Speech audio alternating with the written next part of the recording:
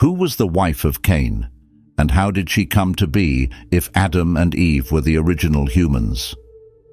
Today, we delve into the captivating puzzle of Cain's wife, a character shrouded in mystery that raises profound questions about human origins. While Cain is infamously known for committing the first murder, less attention is given to the woman who was by his side, helping to foster generations after Eden. Let's uncover the various theories, consequences, and stories about this mysterious woman and her impact on human growth. Could she have been one of Adam and Eve's daughters, or is her background part of a narrative yet to be revealed? Stick with us to discover more. If you, like me, believe that family is foundational in our lives, I encourage you to join in and bolster our community of faith. Drop a comment saying family, and I will respond with a like and a heart because it shows you stand as a witness to faith and value the most significant people in your life. In a realm freshly shaped by the divine, where the very air thrummed with the initial pulses of creation, Adam and Eve were the first to walk the earth. They thrived in the verdant paradise of Eden, living in peace until the consequences of their choices eroded their innocence. From their love, Cain was born, distinguished not only as the eldest, but also destined for a unique path. Raised beneath Eden's expansive skies, Cain learned the art of agriculture from his father. Adam taught him the intricacies of tilling the soil, while Eve imparted tales of Eden and the deep secrets of existence, a heritage rich with love and defiance. Around the fireside, under a canopy of stars, they recounted the tales of the serpent and the tree of knowledge. As time passed, Eve gave birth to another son, Abel, who quickly displayed a natural talent for tending to animals, contrasting with Cain, who excelled in cultivating the land. The seeds of rivalry between the brothers were sown subtly during these early times as they honed their respective skills, anticipating the day they would make their offerings to the Creator. Cain's life rhythmically aligned with the cycles of nature, sowing seeds at the opportune time, reaping crops under the high sun, and dedicating the first fruits to express his gratitude. He experienced the pulse of the soil under his feet, and viewed the bountiful yields as reflections of his deep bond with the divine. Yet life in Eden gradually revealed its complexities as Cain grappled with the weight of his parents' heritage and the looming shadow of their transgression. Cain's life was an intricate blend of ambition and humility, brotherly affection, and an intensifying rivalry that would resonate through the ages, defining the course of human history. The echoes of Eve's stories of a lost paradise and the cost of enlightenment lingered in his heart. As a farmer, brother, and son, Cain traversed the lands once part of Eden, bearing the dual mantle of being the firstborn in a world ripe with both opportunity and peril. As Cain and Abel matured, their inherent differences became starkly apparent. Abel possessed a calm demeanor and an innate rapport with animals, shepherding with a gentle patience that seemed to mirror divine compassion. Conversely, Cain was a son of the soil, his hands perpetually immersed in the earth, laboring diligently to cultivate crops that would nourish his family and pay homage to his Creator. Over time, this divergence sowed seeds of tension between them. While Abel conversed with the stars and dreamt in the open fields, Cain contended with the soil's resistance, wrestling with the stones and weeds that marred his harvest. The sweat on his brow was a relentless testament to his struggles, highlighting the stark contrast to Abel's seemingly effortless favor with God. The pivotal moment of their lives together culminated during the annual sacrifice, a hallowed event to express their gratitude and piety. Abel chose the finest of his lambs, one with eyes reflecting sheer innocence, and offered it up in flames as a burnt offering, a gesture met with divine favor as the fire consumed it swiftly. Cain, with genuine intent, presented the best of his labor, carefully selected vegetables and grains. Yet while Abel's offering was embraced by the flames, Cain's remained untouched, with only thick, heavy smoke rising slowly, a stark indication of rejection. This left Cain engulfed in a profound sense of despair. His extensive efforts appeared in vain, magnified by the divine approval of Abel's sacrifice. The sense of injustice burned within him, stoked by every instance of approval and peace that Abel enjoyed. The bond of brotherly love, which had once been the bedrock of their relationship, now started to fracture under the strain of jealousy and resentment. On that day, something within Cain shattered. The refusal of his sacrifice, symbolizing a dismissal of both his labor and his worth, became a deep-seated wound, out of which a fateful decision would arise, one that would indelibly alter the course of human history. The strife between the brothers, stemming from their contrasting experiences of acceptance and rejection, was now set on a path towards a heartbreaking climax, showcasing the profound flaws and intricacies of the human spirit. On a sweltering afternoon, Cain stood by the stone altar, surveying his labor's yield meticulously laid out as an offering. A true man of the soil, his body honed by the plough and the seasons, Cain presented his harvest of grain and fruit, each piece a testament to his sweat and steadfast resolve, laden with his deepest aspirations. Above, God watched silently, assessing not just the offerings but the hearts of those who made them. Abel, in quiet faith, had offered the finest of his flock, an immaculate lamb whose purity resonated as clearly as the rustling trees. His sacrifice was swiftly consumed by divine flames, signaling clear approval. In stark contrast, Cain's offering lay untouched, the flames retreating as though repelled by an unseen barrier. Above, the heavens remained indifferent, with clouds ominously drifting across the sun, casting shadows upon the altar. The rejection Cain faced was rooted not in the quality or the quantity of his offering, but in something more profound and elusive, his heart's disposition. Cain was undeniably devoted, yet a vein of deep-seated resentment ran through his spirit, directed not just towards Abel, but perhaps even towards God himself.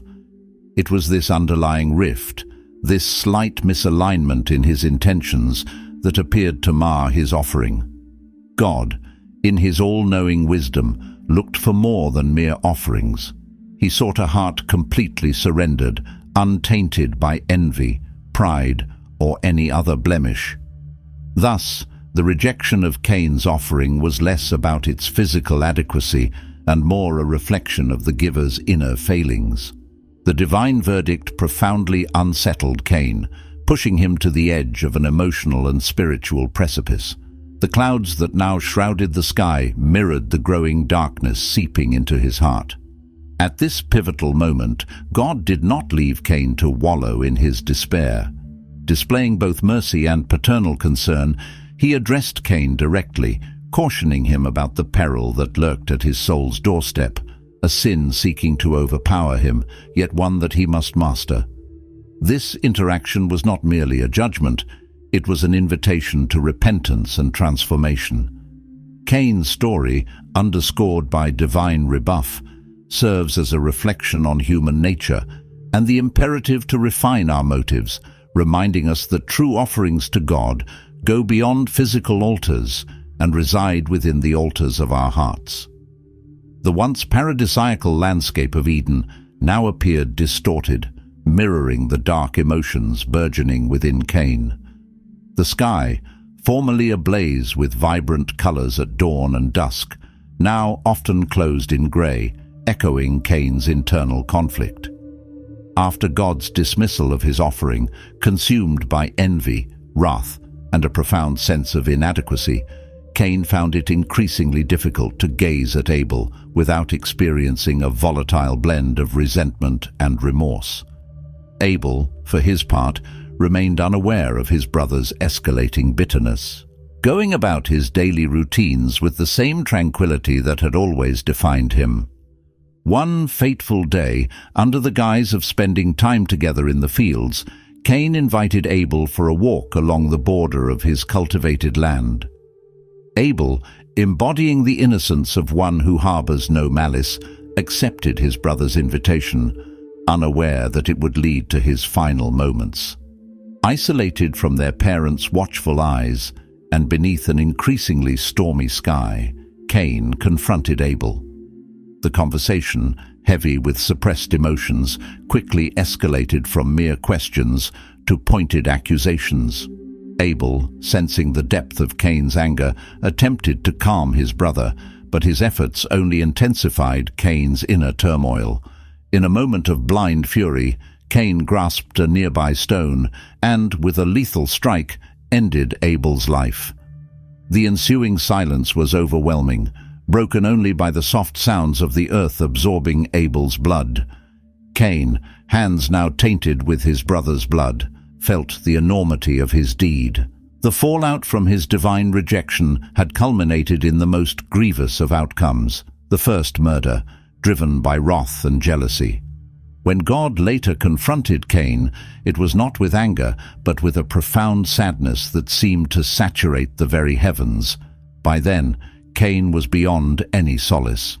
His fate was to wander as a fugitive and outcast, condemned to dwell in lands that would spurn him, mirroring his own rejection of his brother's compassion.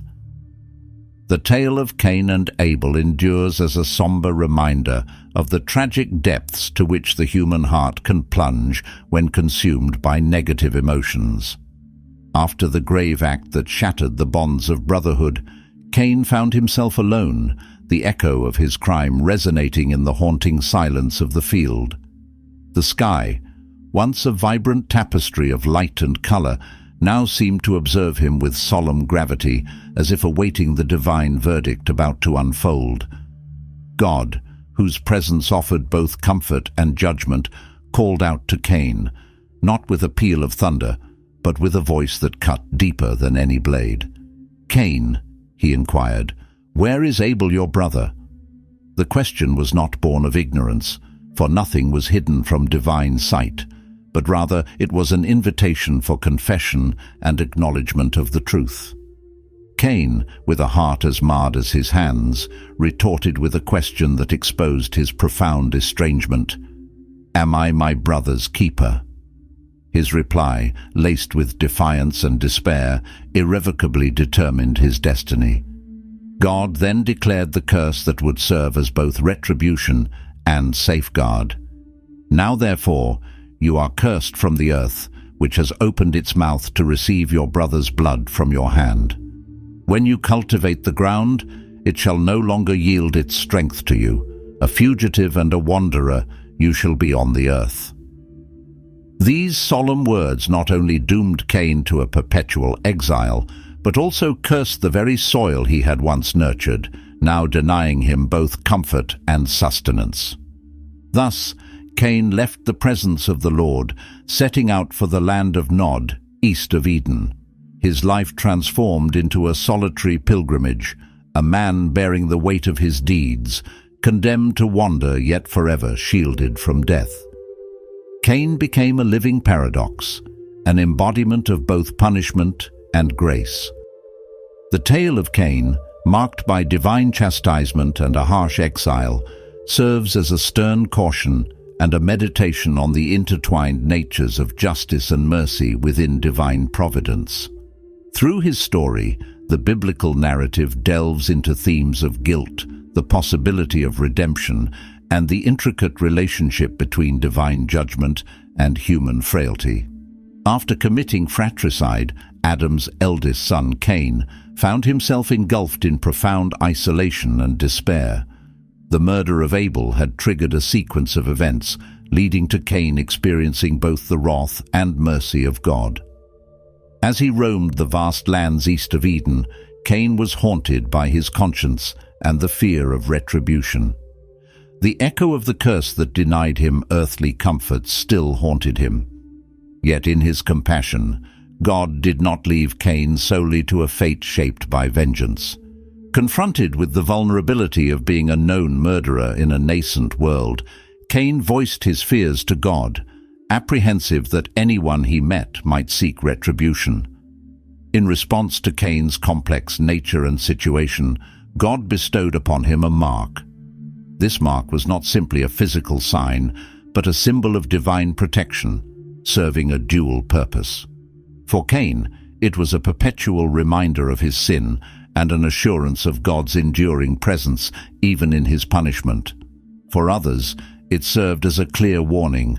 Cain's life, despite its tragic path, remained under divine watch. "Whoever kills Cain will suffer vengeance sevenfold," God declared, setting a protective decree over Cain and establishing a lasting principle of justice that would echo through the ages. With the mark, Cain became more than a mere survivor of divine wrath. He transformed into a living embodiment of the intricate balance between justice, mercy, and punishment. As he wandered endlessly, his life stood as a testament to God's complex capability to blend punishment with protection, a theme that continues to provoke thought and offer lessons. Thus, safeguarded yet forever marked, Cain journeyed onward, a man who encapsulated the profound depths of divine grace and judgment. His narrative, woven into the fabric of divine providence, acts as a stark reminder of the repercussions of sin and the boundless complexity of God's forgiveness and safeguarding.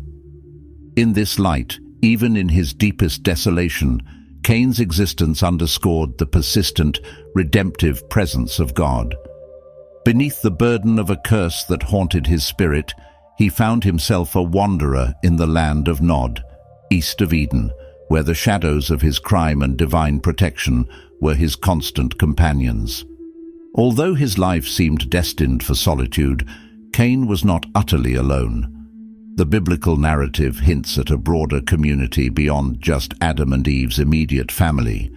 Other descendants were emerging, slowly knitting together the early tapestry of human society. This backdrop suggests that Cain's story is not just one of isolation, but also of the early complexities and expansion of human interactions and communities. In this landscape of solitude and consequence, Cain found companionship with a woman whose lineage also traced back to Adam and Eve. She likely represented one of their numerous descendants, sharing with Cain not only the heritage of humanity's first parents, but also the complexities of living under the weight of a legacy filled with both promise and transgression. Together, they endeavored to forge something new, perhaps a way to atone for past errors. Their union led to the birth of Enoch, Cain's first son, signaling not just the continuation of Cain's lineage, but the dawn of a new era in human history. Cain, despite his past and the burden of his actions, saw in Enoch a chance for atonement, a possibility to shape a legacy not marred by violence or divine curse. Motivated by this new beginning, Cain took a significant step. He built a city. Named after his son, the city of Enoch stood as the first human settlement post-Eden, symbolizing humanity's potential for societal development and structure, even in the face of adversity. This city became a refuge for his family and others seeking a fresh start, illustrating the enduring human capacity for resilience and renewal.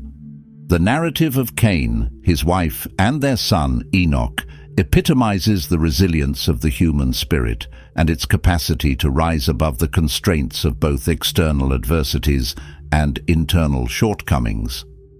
They embody the complexity of human existence, where elements like love, hope, and the quest for redemption intertwine with guilt, fear, and the repercussions of past sins. Thus, their story in the biblical context goes beyond mere demographic growth. It delves deeply into how individuals and families can actively shape and redefine their destinies, forging legacies that challenge prior expectations and judgments.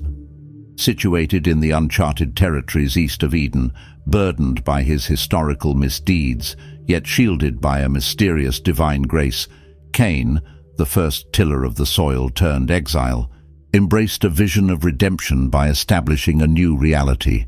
His ambition transcended mere survival. It aimed at forging a legacy that might mitigate the blemish on his name. Protected by the mark of his wrongdoing, Cain perceived the birth of his son Enoch not merely as a continuation of his bloodline, but as an opportunity to transform his fate. Driven by a newfound hope and the desire to create a haven for his son and future generations, Cain undertook an unprecedented task: the construction of a city. This endeavor marked humanity's first foray into organized urban development, a testament to human ingenuity and determination in the face of daunting challenges. The foundation of the city was forged through sheer determination. Cain, along with his family and a growing community of followers, labored from dawn until dusk. Each stone set in place was a testament to Cain's resolve. Each building raised stood as a defiance of his adverse circumstances. He imparted to his people the skills of construction, teaching them how to plan streets, erect homes, and foster a communal way of life. The city was envisioned as a beacon of unity and progress, designed not only to shield its inhabitants from the elements, but also to guard against the despair of isolation. Naming the city Enoch held deep significance for Cain. It symbolized his commitment to honoring the new generation and investing in a future untainted by the shadows of former transgressions. Enoch embodied the potential for a renewed narrative, one where redemption was accessible not only to Cain, but to every member of his burgeoning community. As the years unfolded, the city of Enoch blossomed into a hub of innovation and collaboration. Under Cain's guidance, it emerged as a center of learning and cultural exchange, a place where skills were not only shared, but refined. Traditions were cultivated that strengthened social bonds and fortified the community's resilience against hardship. Cain's establishment of the city represents a compelling testament to the human ability to surmount personal failings and catastrophic events. It illustrates a relentless pursuit of redemption through the acts of creation and the establishment of a lasting legacy, a theme that echoes profoundly through the annals of human history. In his complex and paradoxical odyssey, Cain becomes emblematic of humanity's enduring endeavor to rise above its past, crafting something enduring and significant from the remnants of ancient missteps. Within the rich tapestry of biblical narratives, the story of Cain after his exile presents a myriad of questions and interpretations concerning the early human population. The Bible provides a succinct account of humanity's dawn with Adam and Eve as the inaugural progenitors, yet references to other individuals and cities ignite the curiosity of theologians, scholars, and lay enthusiasts alike. The enigma of Cain's wife is especially provocative. The scriptures do not delineate the origins of his spouse, leading to speculation that perhaps Adam and Eve had unrecorded daughters, thereby allowing Cain to marry within his family. This theory posits that early human generations might have intermarried within a limited familial group, a practice later forbidden under Levitical laws, but initially essential for human survival and expansion. Conversely, some theorists speculate about the existence of additional groups of humans, possibly created by God and placed in regions beyond the Garden of Eden. This perspective suggests that the Earth was populated in more than one location from the outset, which would allow for the eventual mingling of Adam and Eve's descendants with other human groups. Such a theory expands the scope of biblical creation, proposing a more intricate initial human diversity than a narrative solely focused on Adam and Eve might suggest. Moreover, Cain's establishment of a city underscores the likelihood of a larger population capable of sustaining such a development, implying that Cain's family was not isolated.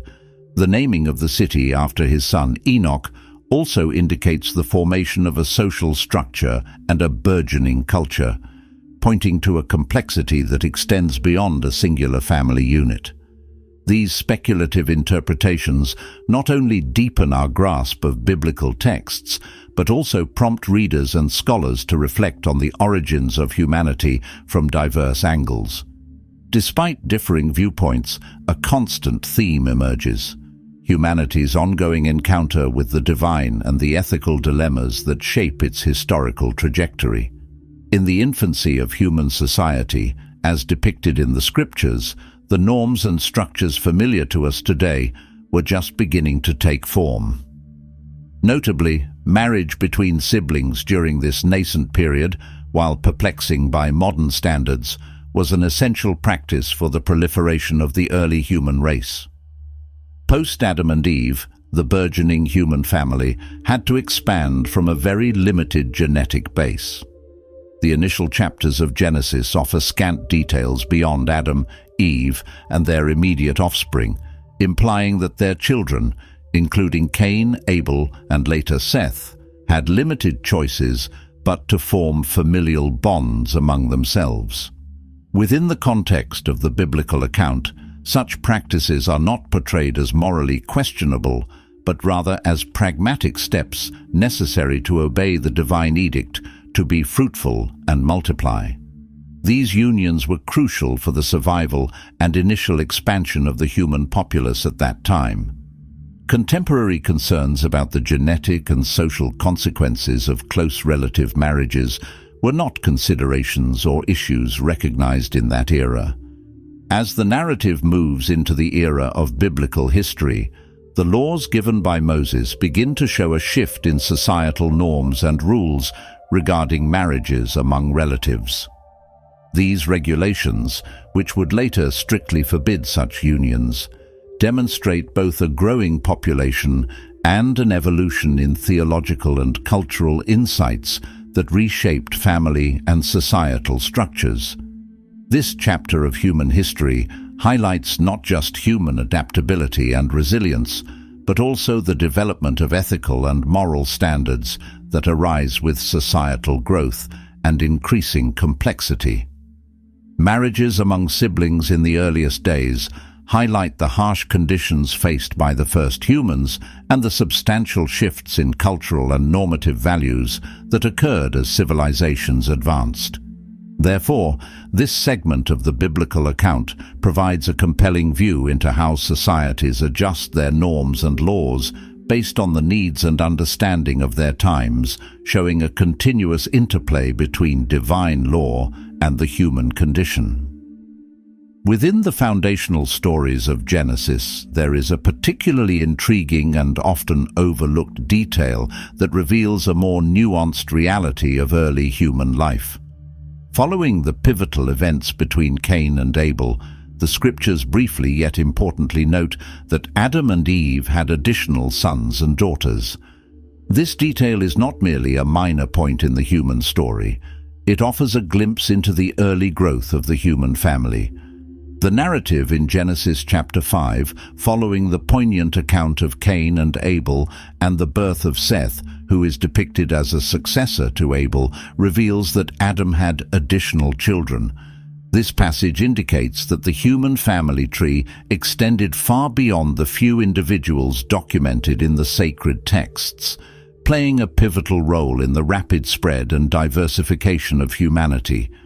The concept of a broader family not only supports the earlier discussions of sibling marriages, but also sheds light on how the earliest communities might have been established.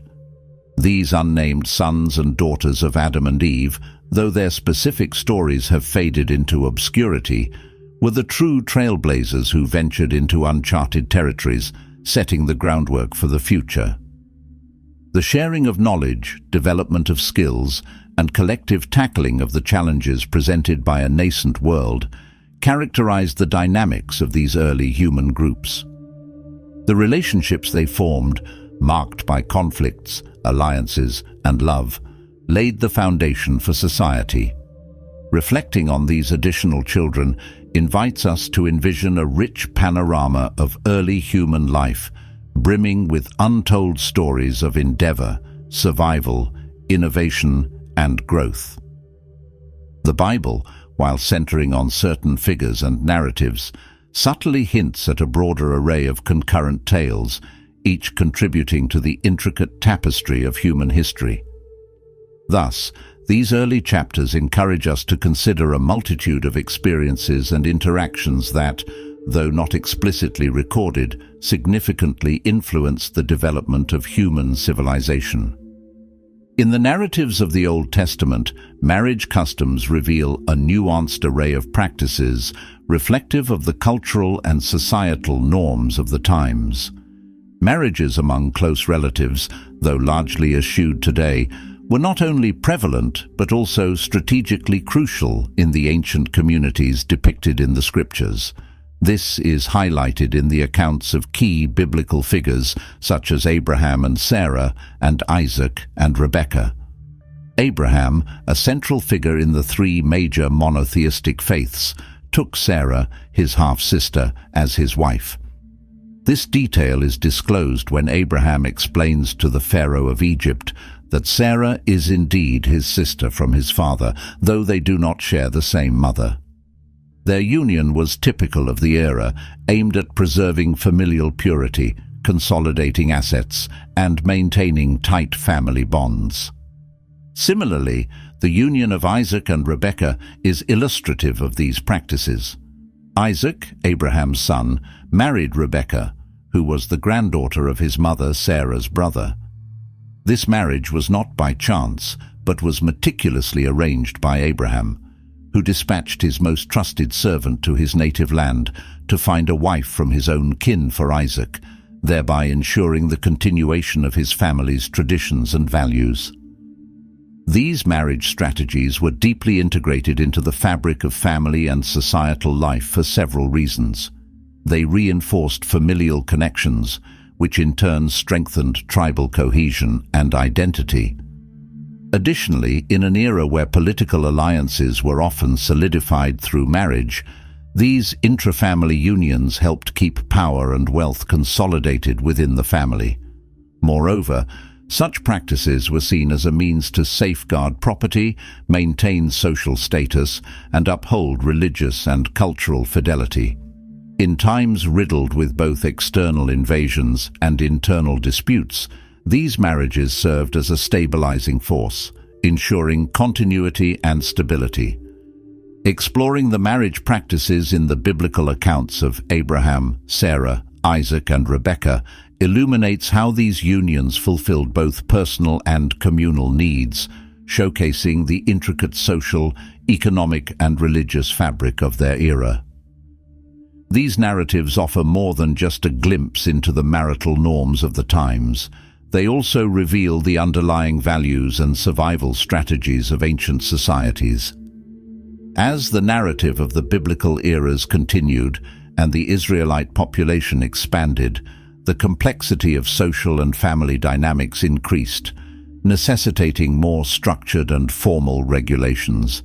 It was against this backdrop that the Mosaic laws were introduced. These laws, delivered to Moses, were intended to direct the Israelites in their moral, social, and religious conduct. Within these laws, specific prohibitions against marrying close relatives were outlined, signaling a shift in social norms and the evolving needs and structures of the Israelite community. These changes, primarily recorded in the book of Leviticus, represented a pivotal shift in legal and moral directives. The laws prohibited marriages between direct family members such as siblings, uncles and nieces, and even fathers-in-law and sons-in-law. The intent behind these restrictions was to maintain the sanctity and well-being of the community, reflecting a deeper understanding of the potential social and health implications of close relative marriages. This legislative evolution marked a significant development in the way the Israelites governed personal relationships and upheld community standards. These prohibitions were set within a wider framework of purity and ethical conduct that aimed to distinguish Israel from neighboring nations, fostering a unique identity grounded in holiness and adherence to God's commandments. The establishment of these marital restrictions responded to the complexities and expanding population of Israelite society. As the Israelites settled in Canaan, encountering diverse cultural and religious practices from surrounding groups, it became crucial to reinforce and formalize norms that ensured the preservation and continuity of Israelite values. These laws did more than shape familial and societal structures. They acted as a broader code of conduct that reinforced community cohesion and collective identity. Moreover, from a practical and public health viewpoint, the prohibitions against marrying close relatives also aimed to prevent genetic disorders that could emerge within a genetically similar community. Thus, these regulations can be seen as an early recognition of principles that modern genetics would later clarify regarding the risks of hereditary diseases. Consequently, the Mosaic laws on intermarriage represent an adaptive response to the changing dynamics within an evolving society. They exemplify how cultural laws and practices are not static, but evolve dynamically to address the needs and challenges faced by a community as it interacts with its internal and external environments. The profound richness of biblical narratives not only stems from their compelling stories, but also from the multitude of interpretations they elicit. As a revered sacred text, the Bible offers spiritual, moral, and ethical guidance to countless individuals worldwide. Throughout centuries, scholars, theologians, and believers have delved into its pages, striving to decipher its meanings and apply its teachings to daily life. This journey of interpretation showcases a wide array of understandings that mirror the diverse cultures, epochs, and personal insights of those who study it. Yet, amidst this diversity, two core principles consistently stand out as foundational: submission to divine will and reverence for tradition. These key principles are integral not just to interpreting Scripture, but also to influencing how faith communities embody and continue the teachings of the Bible. Submission to divine will is a central motif across the biblical text. This theme is vividly illustrated in the Old Testament through the figure of Abraham, who was ready to sacrifice his son Isaac, demonstrating profound faith and trust in God's command. Similarly, the New Testament depicts Jesus embodying this submission through his acceptance of crucifixion as part of God's greater plan. These narratives portray deep obedience to God as a testament to faith and an implicit trust in the divine purpose, even when it defies human understanding or presents significant challenges. This reverence for God's will and the deep-seated respect for established traditions are not merely historical notes, but are vibrant living elements of how individuals and communities interpret and practice their faith. They highlight a broader, ongoing dialogue within religious communities about how best to live out the biblical precepts in the complex realities of the modern world. This dynamic interplay between ancient texts and contemporary lives enriches the faith experience, allowing it to remain relevant and resonant across generations.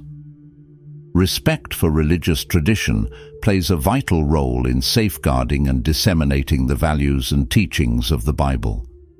Traditions, whether they manifest as rituals, celebrations, or community practices, act as conduits of collective memory, strengthening community identity and cohesion. They also provide a continuum and a tangible link to the past, offering subsequent generations a steadfast reference for their faith and practices. These two principles, submission to divine will and respect for tradition, are not only coexistent, but often deeply interconnected, forming a framework in which interpretations of the Bible can evolve. While scholars may engage in vigorous debates over the subtleties of specific passages or the relevance of certain doctrines in contemporary society, the scaffolding provided by these core principles ensures a balance between innovative interpretation and adherence to the faith's foundational tenets. Thus, in delving into biblical narratives and teachings, it is crucial to acknowledge and honor the dual importance of submission and tradition. They not only guide the interpretation of Scripture, but also safeguard the core message of the Bible across generations, sustaining the enduring flame of faith and divine insight. This interplay between steadfast tradition and receptive interpretation allows biblical teachings to remain relevant and profound, resonating through time and across diverse contexts. The enigmatic figure of Cain's wife, briefly mentioned in the biblical text, opens a window into the early complexities of human origins and the societal practices of the first human families. This unnamed character not only marks the growth of Adam and Eve's family, but also underscores the importance of reading Scripture with an attentive eye to its subtext and cultural implications. Her presence prompts us to consider and explore how the earliest human generations might have expanded and interacted, representing a critical juncture between the explicit narrative and the unspoken nuances left by ancient texts, urging deeper contemplation of early family and community dynamics. Moreover, her inclusion in the narrative emphasizes that even in the oldest and most revered stories, much of human history remains partially concealed. Reflecting on Cain's wife invites us to ponder the origins of social structures, family dynamics, and the cultural adaptations that were essential for human survival and progression. Although a peripheral figure, she serves as a poignant reminder that every character in Scripture contributes to our broader understanding of humanity and the divine. This invites a continuous journey of faith as believers seek not only guidance and strength, but also a deeper communion with the sacred, recognizing the profound and layered journey of interpreting and living the teachings of the Bible. Thank you for watching this entire video. If you found it enlightening or inspiring, please consider subscribing to our channel for more content like this. May God bless you and guide you on your journey. We look forward to seeing you again soon.